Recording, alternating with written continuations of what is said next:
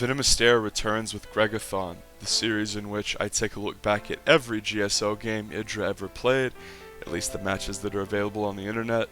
And today we have game 2 of an exciting ZvZ against Zenio, as Zenio took the first map with an incredibly interesting contaminate strat. Make sure you go back and watch that game if you've missed it, because I'm not going to rehash it. The only thing that I think is worth noting about that game is that the contaminate was always something that was sort of bandied about as a solution by Terran and Protoss players to whiny Zergs, like, oh well, why don't you just use contaminate more? Yeah, contaminate's really good. You just make like 4 overseers and like rotate out contaminating the robo. And that was one of those ideas, a lot like using burrowed banelings or having burrowed lings everywhere or creep dropping every base, where it sounded good in theory and it was a little bit harder to do in practice, especially like the burrowed bane example. But we never really saw contaminate take off to a point where it was worthy of the nerf, because we saw last game that was pretty interesting, but not a lot of people did that. That didn't like crush the meta. What was interesting is that you didn't really ever see contaminate used in the non-ZvZ matchups after they made it cost so much energy. People were just better off dropping a changeling and running it around. This idea that you were going to chain the contaminate where it screwed your opponent and them not be able to stop it was ridiculous, even in 2010. Because if they make an air unit, the whole strat is fucked. But let's say they can't make an air unit, they just have to camp a few defensive units around the structure. You can't really hit from that many angles with the slow overseer. It was just sort of ridiculous, and that was, in my opinion, the only notable game in StarCraft history where contaminate played the defining role in a player winning or losing. But IdrA dealt with it really well, is the thing that you have to consider. Is it's not like his money was out of control, ballooned. It sort of looked like that at the end after his whole army died, but if we looked at while he was being harassed, macroed very well, dealt with it. The queens were just so much worse than they are now. You might think like, well, how is he just getting contaminated over and over if he's a good macro player?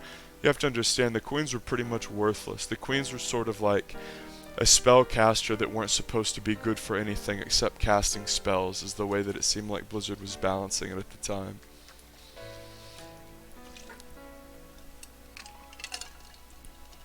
Zenio has a little bit of ling wall in here action at the top.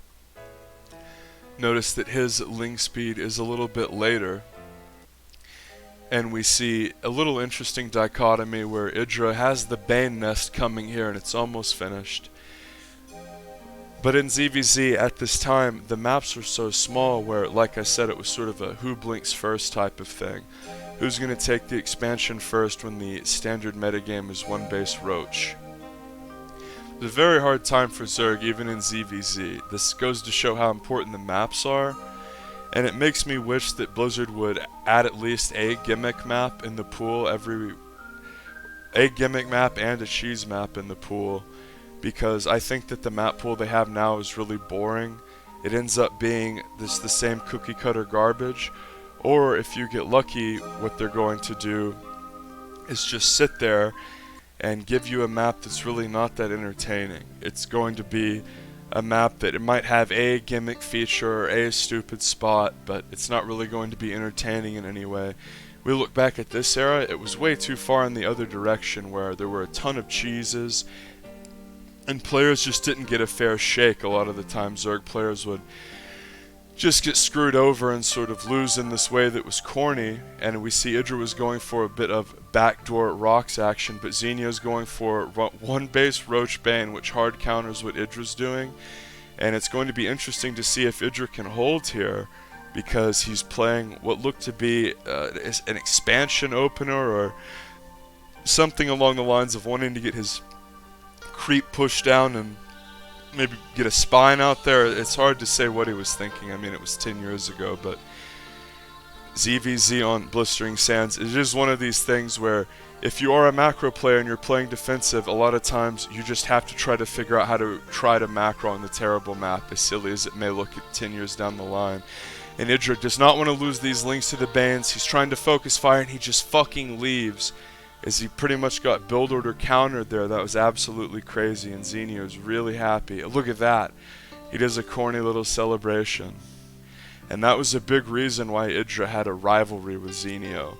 Like, if you go and look at IdrA's little Wikipedia page that they won't let anyone edit, LOL, and click on rivalries, it's like, oh, Zenio. And you're like, Zenio? Why? It was because of this match. So let's roll it back a little bit and see, like, what the fuck happened.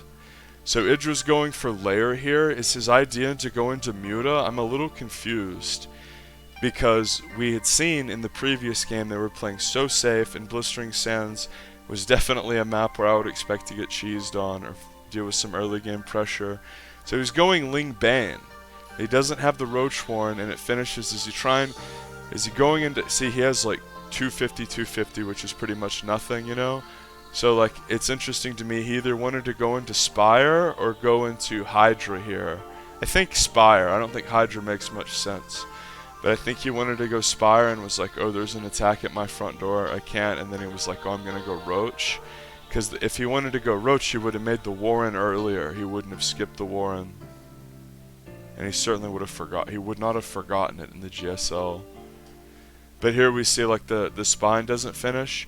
And what happens is, like, you lead with the Banes as you're attacking with the rest of the army. And the idea is that, like, if they're going pure Ling and they don't have Roaches, the Banes prevent them from engaging, and you do so much damage where they basically can't defend because your Banelings zone them out. So the Banes zone, and IdrA's dead. It's again one of those situations where it's like, oh, he left pretty fast for like it being a GSL where he's like at the LAN, you know? But the fact that he was mining 2 gases leads me to believe it was a Muta build 100%. Because if you look at the other game where he was doing a Roach build, it wasn't like that. The second gas was delayed. Really weird. Because let's think, if Zenio's going for pure Roach, IdrA thinks like, I'll have 2 queens, I can delay for the spine, and I'll have a shitload of Lings. I'll defend. If Zenio goes Ling Bane, well, what happens? IdrA's Ling Bane as well, and he's defending with more workers, a better economy, a spine, and a queen. He's ahead. What happens if Zenio macros? Well, he'll have faster mutas, or he'll surprise him with mutas. The Spore Crawler wasn't that strong at this time. The Spore Crawler got buffed in like 2014. So this was like the one build that IdrA dies to. He doesn't die to Ling Bane, he doesn't die to Ling Flood, he doesn't die to Roach Bust. He only dies to this, which is just like the coin flipping nature of ZvZ at the time. And this fucking, I mean, IdrA and this guy didn't have any beef, really. It was like, I mean, he might have gotten BM'd once on ladder or something, but it was never really explained why Zenio was like so happy about this, other than, you know, winning in the GSL. But usually the Korean players don't do like demonstrative stuff like that, even the silly ones. Anyway, that was the Gregathon. That's it for IdrA, because these weren't GSL style groups. It was a fucking single limb bracket. So Gregathon marches on into the season 3 of the 2010 GSL, and that's a fucking electric year. You're gonna like that one, fellas.